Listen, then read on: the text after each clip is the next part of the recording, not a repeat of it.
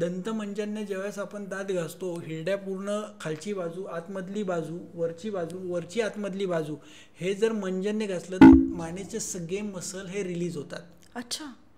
त्याला oral work म्हणतात. आणि US मध्ये $500 फक्त तुमचं ओरल वर्क करण्यासाठी हे लोक घेतात.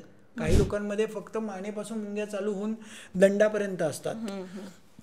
काही लोकांचा हाताच्या बोटांमध्ये मुंग्या असतात. काही लोकांचा हात जड होतो. हे अकॉर्डिंग टू त्याची डिस्क किती बाहेर आली आहे त्याच्यानुसार ते असतं. त्याचे सिम्पटम्स पेशंटमध्ये दिसतात. बघा तुम्ही घरामध्ये तुमच्या 30-40 लोक उद्या सकाळी जेवायला येणार आहे आणि तुम्हाला अचानक सांगितलं, लगेच भरून येतं. भरून येतं हा शब्द बरोबर वापरला तुम्ही.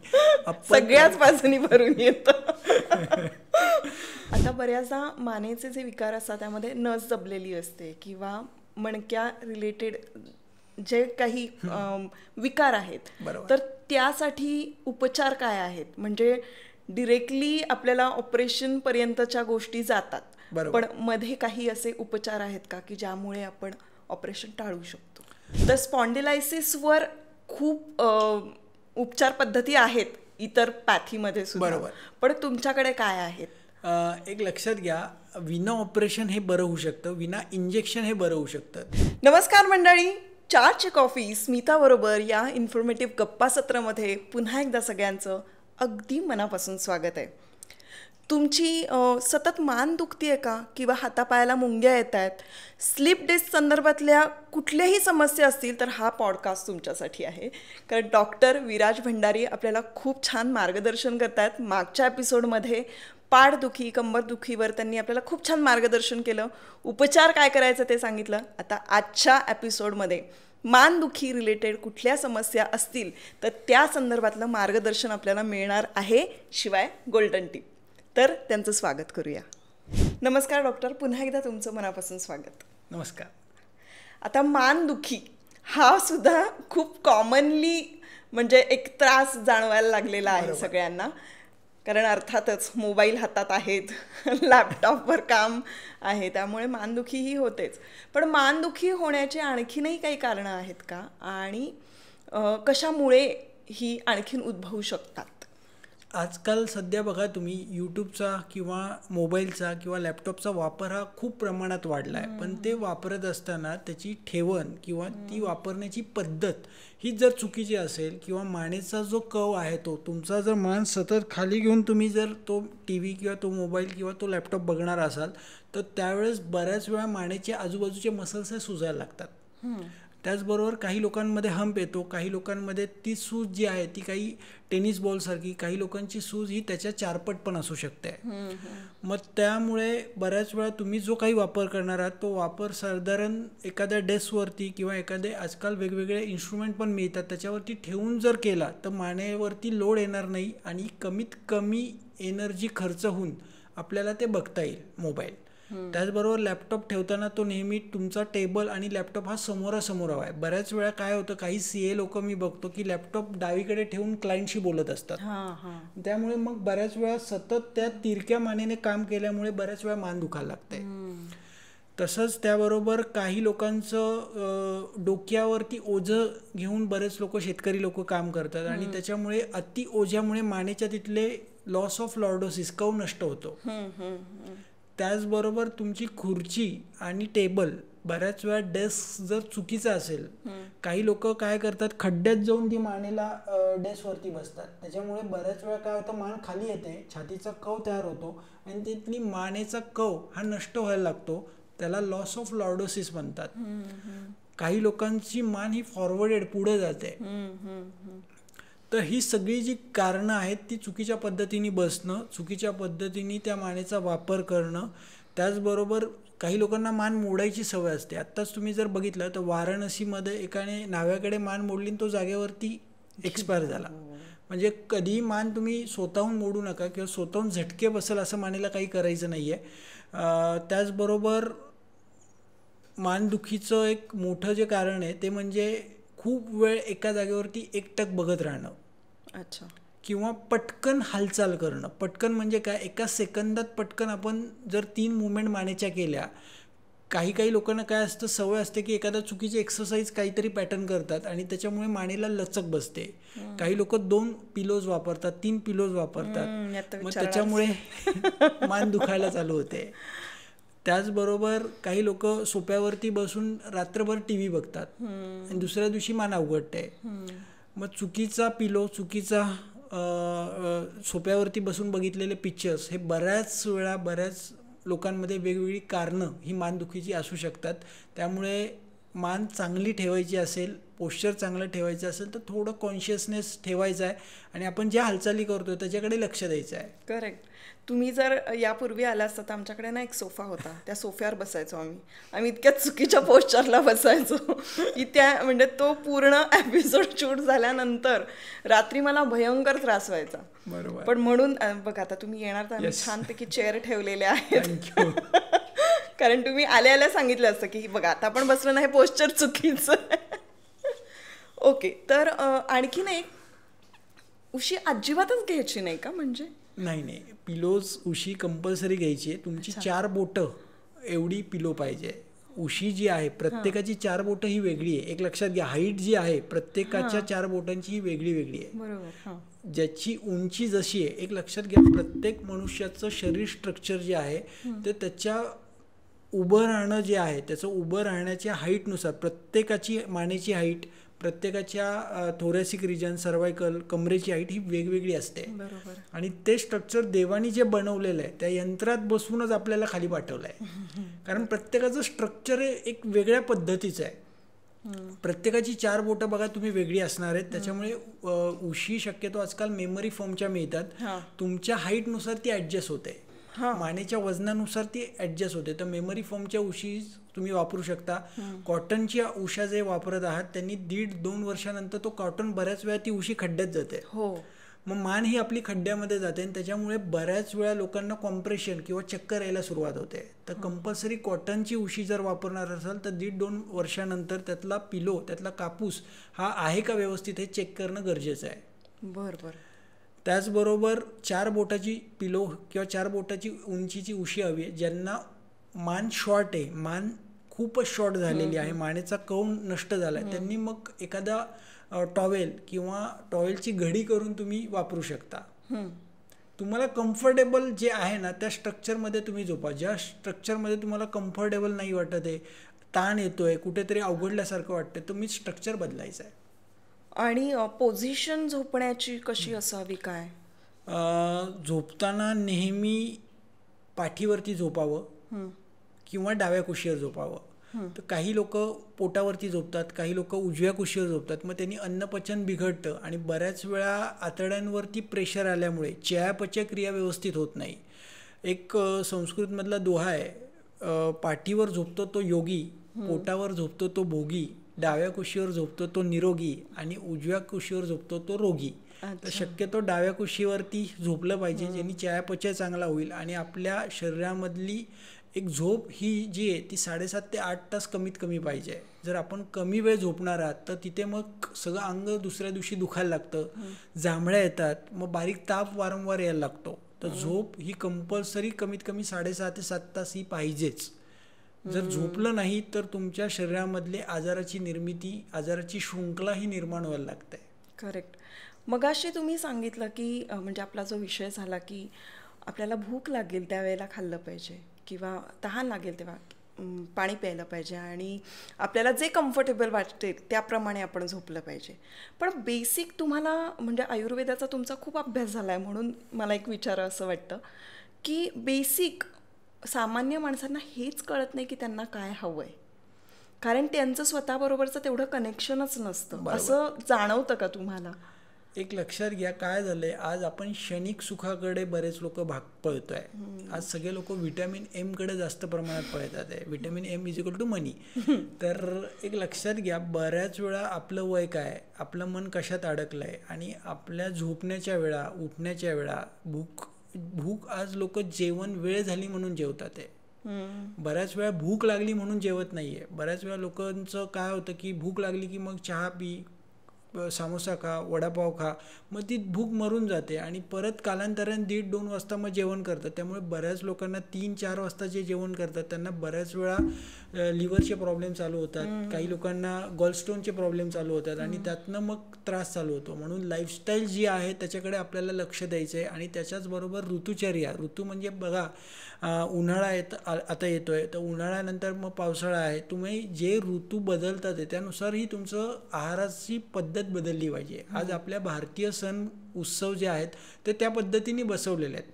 बरोबर. आज आता बघा, तुम्ही उन्हाळा चालू झाला, कैरीचं लोणचं खावा, त्यांनी तुमची भूक वाढेल, रुची वाढेल, कारण उन्हाळ्यात ऑलरेडी आपली भूक कमी होते. कैरीचं पन्हं घ्या, दुपारी अर्धा ग्लास ताक घ्या.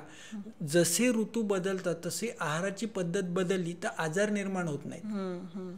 त्याचबरोबर आपले विचारसरणी जी आहे ती आपण कशा पद्धतीने ठेवतोय. आज पूर्वी बघा, लोक गावामध्ये किंवा खाली वडाच्या पारंब्याखाली लोक बसायचे, गप्पा मारायचे, एकमेकाचं दुःख सुख वाटून घ्यायचे.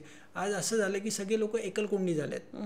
मग प्रत्येकजण फक्त यूट्यूब बघतोय, इंस्टा बघतोय आणि त्याच्यातनं तो विचार निर्माण करून तो त्याच्या डोक्यात ठेवतो आणि त्याच्या मनासारखं नाही झालं की मग शुगर वाटते, त्याच्या मनासारखं नाही झालं की BP वाढतो, त्याच्या मनासारखं नाही झालं की हार्ट अटॅक येतोय.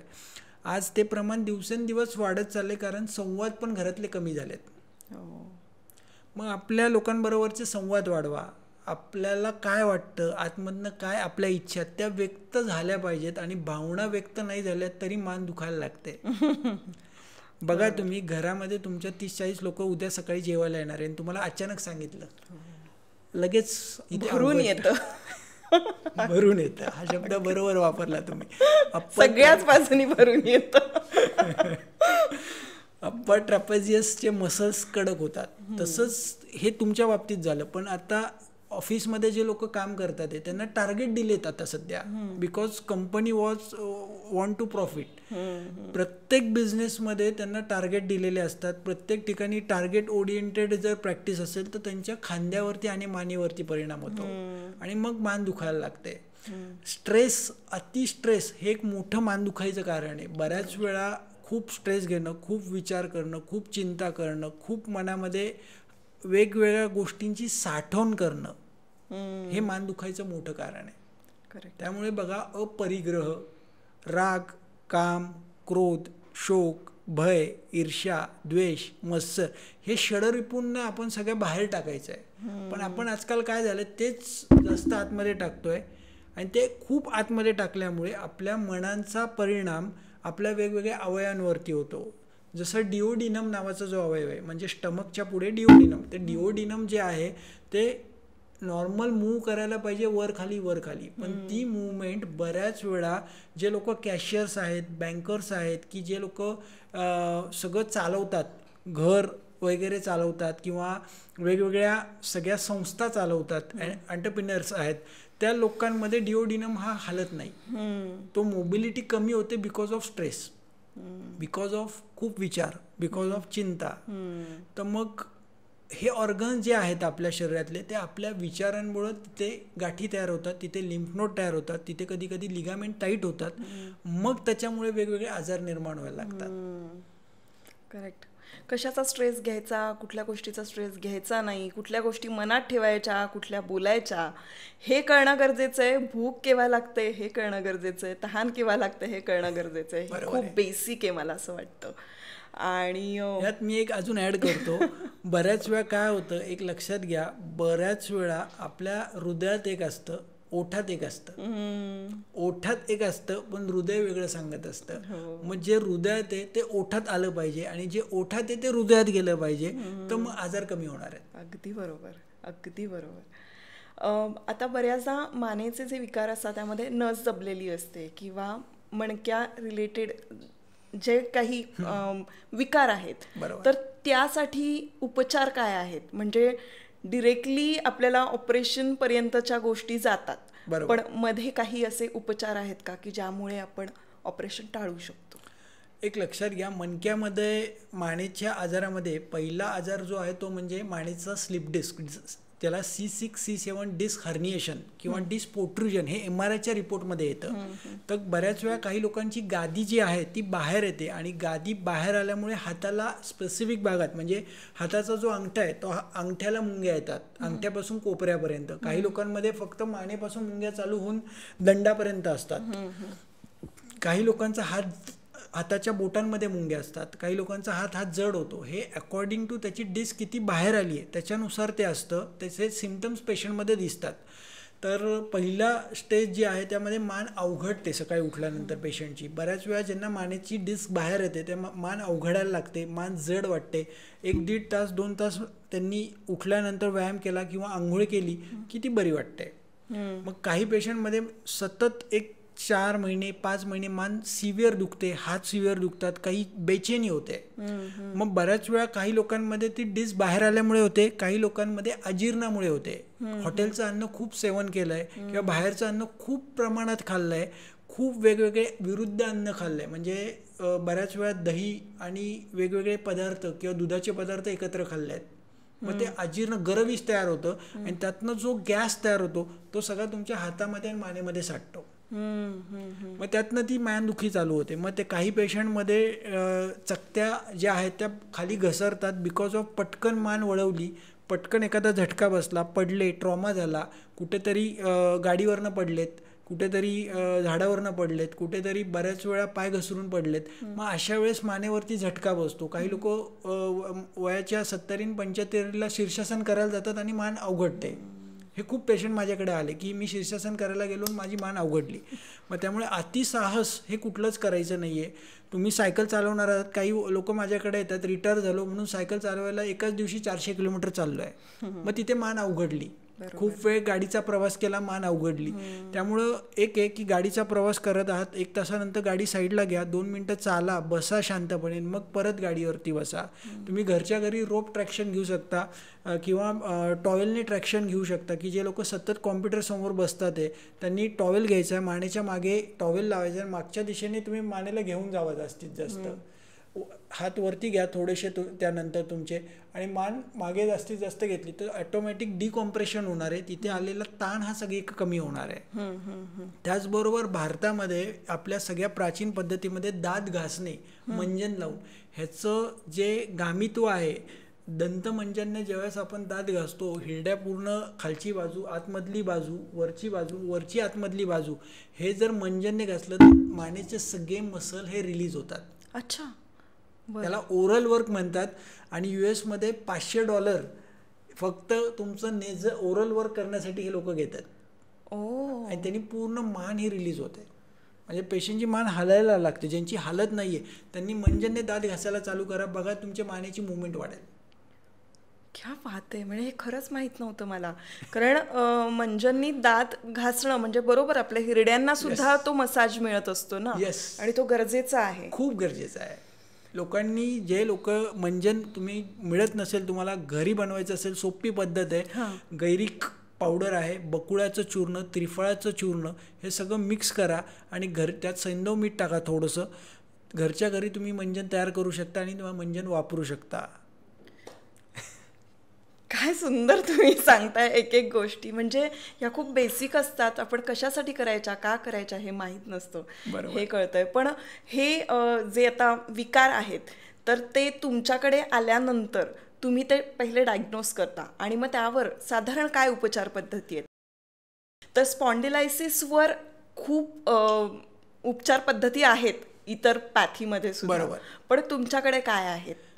एक लक्षात घ्या, विना ऑपरेशन हे बरं होऊ शकतं, विना इंजेक्शन हे बरं होऊ शकतं. तर पहिली गोष्ट आहे की गादी बाहेर आली आहे, पण ती गादी बाहेर येताना बऱ्याच वेळा कधी कधी मसल तिथले फाटले जातात, कधी कधी लिगामेंट्स फाटले जातात, कधी कधी लिगामेंट टाईट होतात, फ्रोझन होतात, फायब्रोसिस होतं, लिम्फ नोडच्या गाठी तिथे तयार होतात, कॅलोजन फायबरच्या गाठी तयार होतात. तर मग हे सगळं बघणं गरजेचं आहे. त्याचबरोबर जेव्हा मानेचे मणके हालतात तर तिथे कॅरोटिड आर्टरी आहे आणि ती कॅरोटिड आर्टरी जर पिन झाली तर बऱ्याच वेळा लोकांना चक्कर येते. मान वळवली की चक्कर येते, मान पटकन हलवली की चक्कर येते. मग त्या चक्करमध्ये 2 प्रकार आहे. एक माणूस स्वतः फिरल्यासारखं वाटतं चक्कर येताना, आणि एक समोरचे फॅन फिरतात, समोरची भिंत फिरतीये, समोरच्या गाड्या फिरताना वाटतात.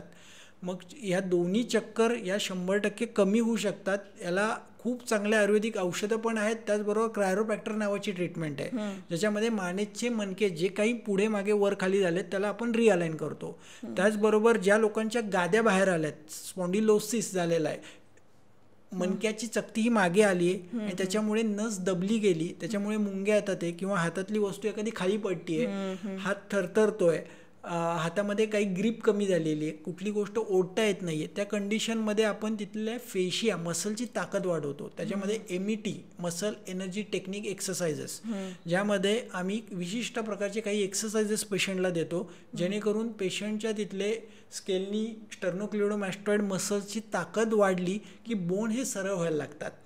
त्याचबरोबर 2 मणक्यातलं अंतर वाढवण्यासाठी क्रायोप्रॅक्टर नावाची ट्रीटमेंट दिली जाते. त्याचबरोबर फेशिया रिलीज स्ट्रक्चरल इंटिग्रेशन नावाची ट्रीटमेंट आहे ज्याच्यामध्ये मसल रिलीज केले जातात. जसं मी तुम्हाला म्हटलं की आम्ही दाताच्या आतमध्ये हात घालून ते मसल रिलीज करतो, नाकाच्या आतमध्ये पूर्ण मसल तिथले रिलीज केले जातात, कानाच्या आतमधले मसल रिलीज केले जातात, छातीचा भाग जो आहे तो पूर्ण रिलीज केल्यानंतर मानेची ओढ ही सगळी कमी होते. एक लक्षात घ्या, मान दुखते म्हणजे फक्त मानेला चोळून मान दुखी कधी कमी होत नाही. त्याच्यासाठी छातीच्या आजूबाजूचे मसल, खांद्याच्या आजूबाजूचे मसल हे रिलीज करायला लागतात. बऱ्याच वेळा इथे गाठी तयार होतात आणि मान दुखते. बऱ्याच वेळा खांद्याच्या खालचे मसल्स सेरेटस अँटेरियर, लॅटिसमस डॉर्साय या मसलमध्ये पिंचिंग तयार होतं आणि मान दुखायला लागते. हे डायग्नोज करणं गरजेचं आहे की नक्की मस्क्युलर प्रॉब्लेम आहे, फेशिया प्रॉब्लेम आहे का, बोन मिसअलाइन आहे का, पॅथॉलॉजिकल काहीतरी प्रॉब्लेम आहे. बऱ्याच वेळा कधी कधी रक्ताची गाठ तयार होते आणि ती रक्ताची गाठ मानेच्या तिथल्या मसलमध्ये अडकून बसते, हिमेंजिओमा म्हणतात, त्यामुळे मान दुखते. काही लोकांना सिस्ट तयार होतात, मेंदूमध्ये सिस्ट तयार होतात, मेंदूमध्ये गाठी तयार होतात आणि मग इम्बॅलन्स येऊन चक्कर येऊन मान दुखायला लागते. म्हणजे प्रत्येक माणसाचं मान दुखायचं कारण हे वेगळं वेगळं आहे. त्याला डायग्नोज करणं आणि डायग्नोज करून ठरवणं की हा आजार आहे का, उपद्रव आहे का, पॅथॉलॉजिकल काही चेंजेस आहेत का, मेकॅनिकल ही मानदुखी आहे. आणि हे एकदा जर केलं तर मग त्याच्यामध्ये खूप 30 ते 40 प्रकारच्या ट्रीटमेंट मानदुखीसाठी आहे. जसं काही लोकांना आयुर्वेदिक औषधं द्यावी लागतात, काही लोकांना मानेतनं रक्त काढावं लागतं, काही लोकांना जळवा लावून रक्त काढावं लागतं, काही लोकांना सुई लावून तिथनं जर रक्तमोक्षण केलं तर मानदुखी कमी व्हायला लागते. काही लोकांमध्ये क्रायोप्रॅक्टर, बोन मिसअलाइन असेल तर क्रायोप्रॅक्टर ट्रीटमेंट, काही लोकांमध्ये मसल रिअलाइन करण्यासाठी स्ट्रक्चरल इंटिग्रेशन, फेशियल मॅनिप्युलेशन, काही लोकांचे ऑर्गन इम्बॅलन्स असतात त्यांच्यामध्ये व्हिसरल मॅनिप्युलेशन, जसं मगाशी आपण म्हटलं डिओडिनम, तर मग तो डिओडिनमला आम्ही रिअलाइन करतो, तिथल्या फायब्रोसिस सोडवतो, तो डिओडिनम हाणायला लागला तर मानेचं प्रेशर कमी होतं. त्याचबरोबर इस्तम नावाची ट्रीटमेंट आहे, त्याच्याने गाठी सोडवल्या जातात, लिम्फ नोड सोडवले जातात. तर हे सगळं जे आहे पेशंट टू पेशंट कस्टमाइज ठरवावं लागतं की नक्की या पेशंटला काय गरजेचं आहे. मग बऱ्याच वेळा काही लोकांना फक्त एक्सरसाइज दिला की त्याची मानदुखी जाते, काही लोकांना नाकामध्ये नस्य चिकित्सा दिली तरी त्याची मानदुखी कमी होते. म्हणजे हे कस्टमाइज आहे, प्रत्येक पेशंट टू पेशंट ठरवावं लागतं की त्याची मानदुखी कधीपासून आहे, त्याचा एक्सरे बघावा लागतो, त्याचा MRI बघावा लागतो. आणि त्याचबरोबर आम्ही हे नर्वोस्कोप नावाचं मशीन आणलेलं आहे, ते मानेपासून पहिल्या मणक्यापासून ते आम्ही माकडहाडापर्यंत चेक करतो की मानेच्या तिथल्या नवचं टेम्परेचर किती आहे. मग उजव्या साईडची मान दुखते का डाव्या साईडची दुखते हे मशीन आपल्याला दाखवतं. आणि त्याचबरोबर ती मानदुखी ही ॲक्यूट आहे, क्रोनिक आहे का, 3 वर्षापर्यंत आपल्याला ग्राफ येतो. मग हे सगळं बघून ठरवावं लागतं. आणि त्यामध्ये पेशंटला मग चिकित्सा पद्धती जी आहे ती काही पेशंटला 3 महिन्यात ते बरे होतात, काही लोकांना ज्यांना ऑपरेशन सांगितले ते 9 ते 12 महिन्यामध्ये साधारण 3 तासाचे उपचार दिले जातात. त्याचबरोबर आपण झूम योगा घेतो, त्यामुळे मोबिलिटी वाढते. त्याचबरोबर फ्रँकलिंग मेथड, BS मुवमेंट, वेगवेगळ्या मसल आणि फेशियाला रिलीज करणारे एक्सरसाइज पॅटर्न दिले जातात, मोबिलिटी वाढवणारे एक्सरसाइज पॅटर्न दिले जातात. त्यामुळे ज्यांची मान साधारण एवढीच हलते त्यांची 2ऱ्या-3ऱ्या सेशनला मान पूर्ण खांद्यापर्यंत जाते. एवढे चांगले रिझल्ट्स येऊ शकतात जर पेशंटला कस्टमाइज ट्रीटमेंट दिली तर. तुम्ही झूमवर योगा क्लासेस घेता, तिथे तुमच्याकडे जे येणारे पेशंट असतात त्या पेशंटच्या रिक्वायरमेंटप्रमाणे आसनं असतात, मग तसे सेशन्स असतात की काय? झूमवरती आम्ही काय माझ्याकडे स्पेशालिटी जे आत्ता आम्ही झूम बॅचेस घेतो त्याच्यामध्ये स्पेसिफिक मानेतनं आणि कमरेतनं ज्यांच्या गाद्या बाहेर आल्यात त्यांच्यासाठी स्पेसिफिक आम्ही योगा घेतो. आणि तो योगा घेत असताना त्याच्यामध्ये आम्ही ग्रॅव्हिटीला इक्विली म्हणजे पूर्ण पोश्चर जे आहे डोक्यापासून पायाच्या बोटापर्यंतचे सगळे मसल रिअलाइन करणारे योगा त्याच्यामध्ये आम्ही ॲड केलेले आहेत की जेणेकरून पूर्ण स्ट्रक्चर हे रिअलाइन होईल, रिजनरेट होईल.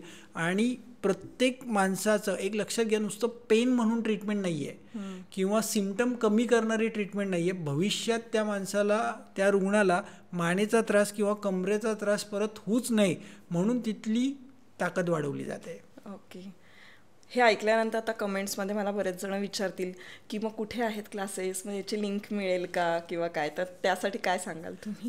एक लक्षात घ्या, तुम्ही doctor Viraj Bhandari spine clinic 90-670-68-153 हा आमचा व्हॉट्सअपचा नंबर आहे. त्याच्यावर तुम्ही हाय करा आणि तुम्हाला त्याचे लिंक्स, ज्यांना लिंक्स जमत नसेल त्या वेळेमध्ये तर त्यांच्यासाठी यूट्यूबलाही आम्ही ती हे केलेली आहे, व्हिडिओज फॉर्ममध्ये ठेवलेले आहेत.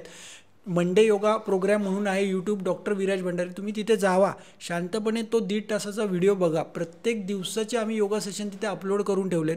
ते योगा तुम्ही करू शकता आणि तुम्हाला त्यांनी खूप चांगलं वाटलं तर नक्कीच कमेंट पण करा की मॅडम आम्हाला खरंच चांगलं वाटलेलं आहे.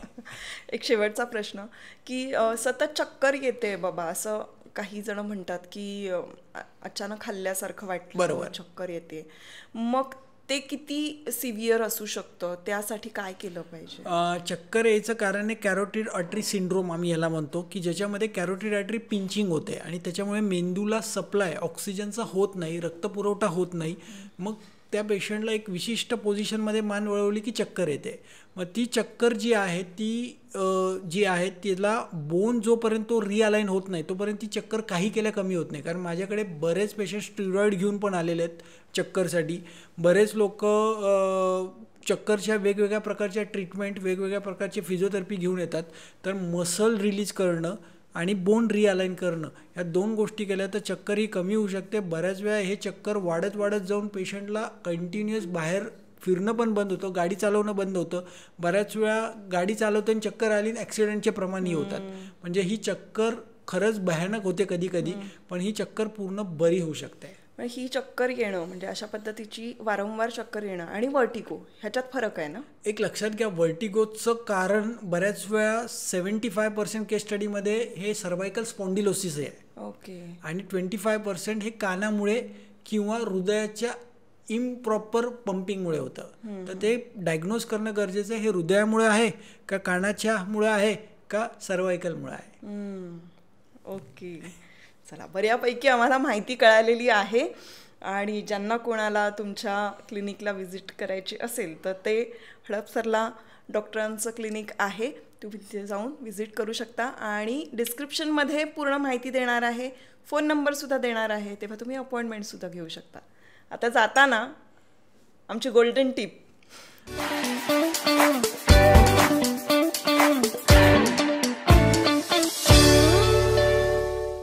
ज्यांना मान दुखते किंवा मान अवघडते त्यांनी पहिलं गोल्डन टिप आहे की 1 मिनटं लोंबकळायचं आहे. अच्छा. तुम्ही घरातल्या दरवाजाला लोंबकाळा, घरातल्या खिडकीला लोंबकाळा. कमीत कमी 1 मिनटं जर तुम्ही लोंबकाळला तर मान दुखणं हे बऱ्यापैकी कमी होतं. बरं. सेकंड गोल्डन टिप जी आहे ते हात गोलाकार फिरवणं.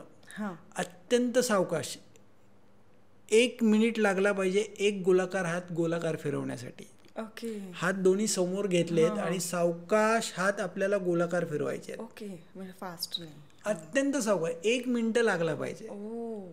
ह्यानी मानेचे, खांद्याचे आजूबाजूचे जे मसल्स आहेत, बरगड्यांचे मसल्स हे पूर्ण रिलीज होतात आणि त्यांनी बऱ्याच, फक्त हे फिरवताना तुम्हाला एकच रोटेशन 1 मिनिटाचं करायचं आहे. बरं. एकच रोटेशन, क्लॉकवाईज, अँटी क्लॉकवाईज.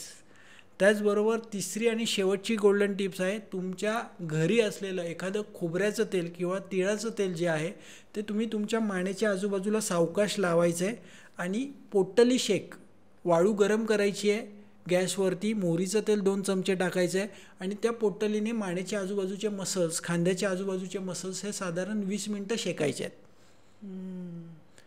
आणि ज्यांचं रोजच कॉम्प्युटरवरती बसणं आहे, रोज एकटक बघणं आहे, रोज मोबाईलचा वापर जे लोक 2 तास 3 तास करतात आहे, त्यांनी रात्री झोपताना साजूक गाईचं तूप नाकामध्ये 2 थेंब दोन्ही नाकपुडीत सोडायचं आहे. नासा ही शिरसो द्वारम, नाक हे डोक्याचं द्वार आहे आणि जर नाकात तूप सोडलं तर मानेच्या हाडांना बळकटी होते, बळकटी मिळते. हो बर, वा, काय छान गोल्डन टिप होती. Thank you so much doctor. खूप महत्त्वपूर्ण अशी माहिती सांगितली, खूप छान मार्गदर्शन केलं. मनापासून धन्यवाद.